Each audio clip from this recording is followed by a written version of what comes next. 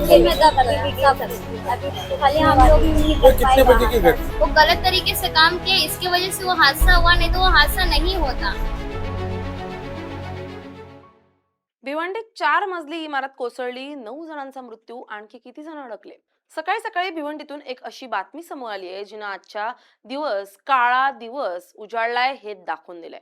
कारण भिवंडी शहरातील भंडारी कंपाऊंड परिसरात असलेल्या गंगारामवाडी येथील असलेली कोहिनूर या 4 मजली इमारत पत्त्यांसारखी कोसळली आहे. यात एका बाजूचा स्लॅब कोसळल्यानं इमारतीच्या मलब्याखाली अनेक जण दबले गेले. आतापर्यंत 9 जणांचे मृतदेह काढण्यात एनडीआरएफ आणि टीडीआरएफला यश आलंय. भिवंडी शहरातील नारपोली हद्दीतील कोयनर ही 4 मजल्याची इमारत काल रात्रीच्या सुमारास पत्त्यासारखी कोसळली आणि यामध्ये मोठ्या प्रमाणात जे स्थानिक रहिवासी असतील, मजूर असतील, या ठिकाणी या मलब्याखाली दबले गेले आणि या ठिकाणी आतापर्यंत 9 जणांचा मृत्यू झाला असून हे 9 मृतदेह बाहेर काढण्यात एनडीआरएफ असेल, टीडीआरएफ असेल, या पथकाला या ठिकाणी यश आलेले आहे.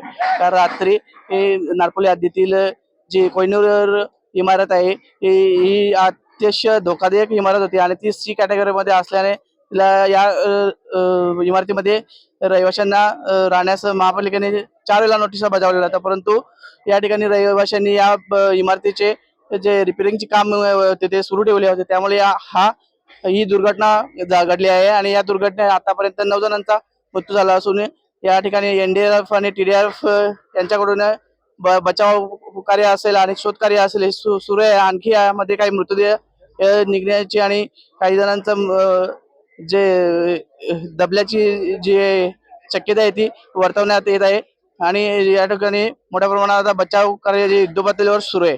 सुमित गरा, तेलेस मराठी, भिवंडी.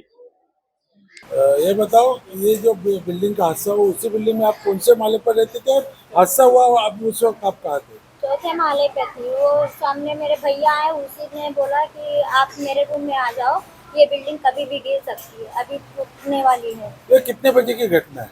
11:30 बजे। 11:30 बजे। तो जो हादसा हुआ उस वक्त आप सामने वाले घर में गए, इसके लिए आप बच गए? हाँ, आपके सामने परिवार में कितने लोग रहते हैं? 4 लोग, 2 बेटी और एक मेरा हस्बैंड और मैं। तो जो उसमें सब आपका सामान जो था वो सब उसी में दब गया सब। खाली हम लोग ही निकल पाए बाहर, बस सब मलबे में दब गए। सब मलबे में दब गए। का बच्चा भी साथ में था क्या अभी? हाँ, बच्चा था उधर ही। बेटा क्या कहना चाहोगी, किस तरह की घटना हुई, आप कब गए थे, किस तरह आप वहाँ से निकले, इसके बारे में? मतलब मैं पहले बता चुकी हूँ, मतलब ये घटना जो हुआ है, मतलब जो वहाँ पे काम जो चल रहा था, जो काम करने वाले वर्कर्स थे वो गलत तरीके से काम किए, इसकी वजह से वो हादसा हुआ, नहीं तो वो हादसा नहीं होता। और मतलब वो ना, मतलब जो काम वर्कर्स कर रहे थे वहाँ से गिरने लग गया वो। तो वहाँ से गिरते गिरते हमारे मतलब गली तक हम लोग दरवाजे पे खड़े थे, मैं और मम्मी, गली में कोई नहीं था, सिर्फ और सिर्फ मैं और मेरी मम्मी और मेरे पापा थे, हम 3 ही जान थे। फिर वो धीरे धीरे मतलब पार्किंग से हमारे गली तक आने लग गया, वो गिर के वो पूरा पार्किंग मतलब वो ऊपर से नीचे तक पूरा पार्किंग का गिर चुका। फिर वहाँ से पानी बीनी मट्टी विट्टी सब आने लग गया। फिर हम लोग धीरे धीरे करके बाहर निकलने लग गए, तो मेरी मम्मी और मेरे पापा बाहर निकले और मैं उसमें फंस चुकी थी, मैं उसमें पूरी दब चुकी थी। फिर भी मैंने कोशिश किया, वहाँ की पूरी पानी, वहाँ की पूरी मट्टी मुझको पूरे दबा चुकी थी, मैंने मतलब वहाँ पे मतलब खो चुकी थी एक तरह से। फिर मैंने कोशिश नहीं हारा, फिर भी वहाँ से मैंने निकलने की पूरी तरह से कोशिश की। फिर अपनी मम्मी अपने पापा को दोनों को आवाज़ लगाई, तो भी मम्मी पापा तक आवाज़ बिल्कुल भी नहीं गई। मम्मी पापा भी मुझे आवाज़ लगा रहे थे, तो भी मम्मी पापा का भी आवाज़ नहीं आ रहा था, ना मेरा आवाज़ आ रहा था।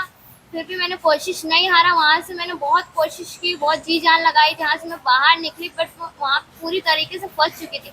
और मतलब ये वर्कर्स जो थे ये काम सही तरीके से नहीं किए, नहीं कहा जो सही तरीके से किया होता तो आज ये हादसा नहीं होता। आपको कहीं लगा है क्या, क्या बताइए, कहीं लगा आपको?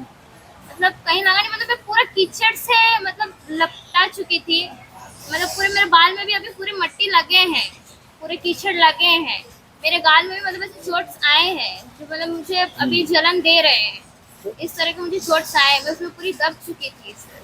कंपाऊंड भंडारीमध्ये ही कोहिनूर नावाची एक बिल्डिंग होती, त्या बाजूलाही लागून एक बिल्डिंग होती 4 माळ्याची. ही धोकादायक घोषित होती, सी कॅटेगरीमध्ये घोषित होती. त्यांना तिथे खाली पण करण्यात आलेले, पण काहीतरी ते रात्री ते लोक काहीतरी कामं करत होते, मजदूर, ती बिल्डिंग रिपेअरिंग करायचं आणि खालच्या लेवलला.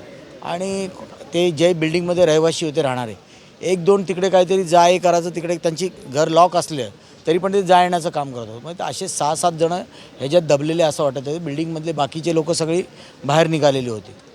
आणि आत्ता आल्यानंतर आम्ही बघितलं तर NDAFच्या टीमला आपण बोलवलं. महापालिकेची टीम पहिलेच आलेली, पोलीस पण पहिलेच आलेले, सगळी पूर्ण टीम लागलेली आहे. पण आता हे काम सुरू आहे. अंदाजे आता थोडंसं 5-10 मिनिटात माहिती पडेल काय झालं आहे, परिस्थिती आपल्याला कळेल.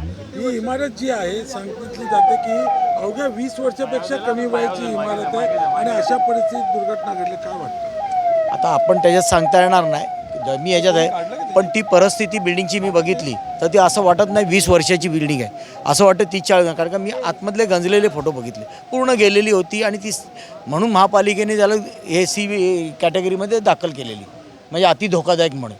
तर आता ती बदली. आता त्याच्यात काय आपण नंतर ते काय होईल ते आपण नंतर बघू. फक्त आत्ता जेवढे लोक आपल्याला काढता येतील तेवढा प्रयत्न आपण सगळे मिळून करू.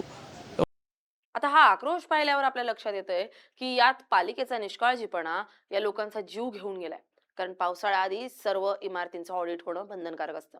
त्यानंतर या इमारती रिकाम्या करून नागरिकांना सुरक्षित स्थळी हलवणं ही पालिकेची जबाबदारी असते. मात्र मुंबई महानगरपालिकेच्या प्रशासनानं आणि नेत्यांप्रमाणे भिवंडी महापालिकेतील अधिकारी आणि नेतेही झोपा काढत होते का? पालिकेनं वेळीच ही इमारत रिकामी का केली नाही, असा संतप्त सवाल स्थानिक विचारतायत. सुमित घरत, LS मराठी, भिवंडी.